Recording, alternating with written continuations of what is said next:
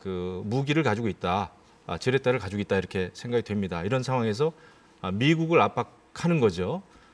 그런 상황에서 미국의 트럼프 대통령은 국내 정치적으로 굉장히 지금 쉽지 않은 상황 아닙니까? 민주당도 이제 하원 같은 경우에 이제 민주당한테 다 넘겨줬고 이렇기 때문에 트럼프를 오히려 압박하는 효과가 있다. 그래서 이런 그 방중을 급하게 좀 하게 되지 않았나 이런 생각도 좀 들어요.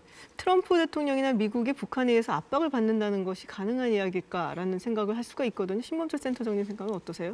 트럼프 대통령의 국내 정치 상황을 보면 상당히 재밌습니다. 전통적으로 민주당이 대화에 보다 적극적이었고 공화당은 약간 원칙을 강조했죠. 근데 트럼프 대통령은 공화당임에도 불구하고 대화 기조를 이어가고 있어요. 그러니까 민주당에서는 트럼프 대통령을 어떻게 공격을 하냐면은 사실은 1차 북미 정상회담, 6.12 싱가포르 정상회담에서 트럼프 대통령이 북한의 핵의 신고 검증이라든가 이런 것을 확인한 다음에 정상회담을 했어야 되는데 먼저 날짜를 발표하고 끌려가지고 결국에는 6.12 싱가포르 정상회담에는 원칙밖에 합의가 안 됐으니까 지금 비핵화 협상이 지연된다 이런 부담을 안고 있는 거죠. 그러니까 트럼프 대통령으로서는 오히려 역으로 지금 북미 관계가 괜찮고 그래서 내가 지금 김정은 위원장하고 관계가 좋고 이것을 끌어가고 있다. 그 혜택이 북한이 핵실험을 하지 않고 미사일 실험을 하지 않고 있다. 이런 논리를 견제하고 있다는 거죠. 그러니까 트럼프 대통령 입장에서는 김정은 위원장을 만나서 어느 정도 진척을 이뤄야지 자기가 성공을 하고 있다고 이야기를 할 겁니다. 그런데 지금 상황에서는 그렇게 가지 않고 있기 때문에 압박을 받고 있는 거죠.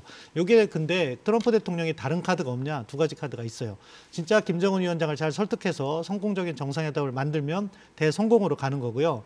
안 될 경우, 그게 안 될 경우에는 결정적으로 핑계를 대겠죠. 그 핑계는 아마 중국을 댈 겁니다. 그런데 북중 정상회담을 먼저 이렇게 가짐으로 해서 그거는 트럼프 대통령에게는 또 다른 카드가 하나가 쥐어졌다. 왜? 어차피 외교라는 것은 과거의 사례, 경로 의존성을 분석해야 되는데 작년 5월 7일이죠. 2차 북중 정상회담이 있은 다음에 트럼프 대통령이 시진핑 주석을 본격적으로 비난하기 시작합니다. 아마 유사한 패턴이 가능한데 현재로서 어느 방향이다 단정할 수는 없지만 가능성은 다 있고 질문에 답드리면은 압박은 받고 있을 것이다 생각합니다.